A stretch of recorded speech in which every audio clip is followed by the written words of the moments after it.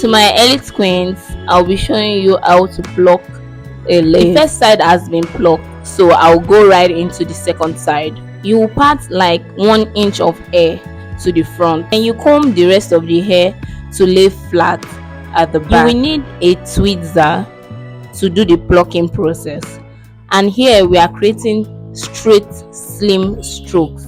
And while creating those strokes, you need it to be very neat, and be careful not to pull the lace. You are only pulling the hair from the root. Make sure your lines are very neat, and make sure they are also very slim as well. So you start creating those lines, leave a line, pluck a slim straight line, leave another line beside, then pluck the next line again. That's how you're going to do it till you get to the end.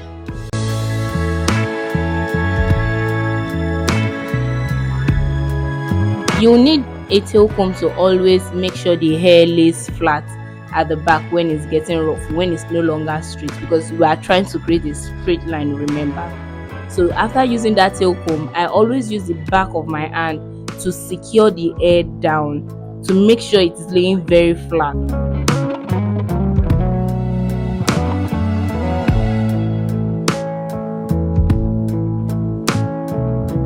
When you are close to the edge of the closure, where the closure ends, make sure you don't pluck to that area, because we need enough hair to cover the sewing at the edge, so the sewing line will not be showing as a result of excess. Go ahead and part another hair to cover the plucked area.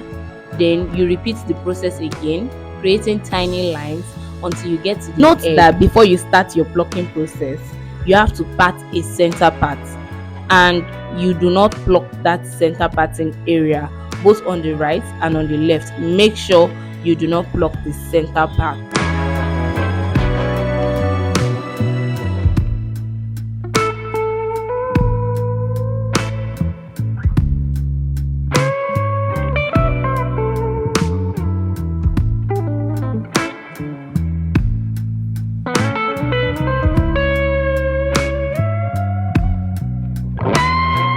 Lastly, comb the last part of the hair on it. This part, you need to be very careful. You are not to pluck really deep, just break the front line a little to give a more natural look. No harsh straight line, just a soft and realistic finish.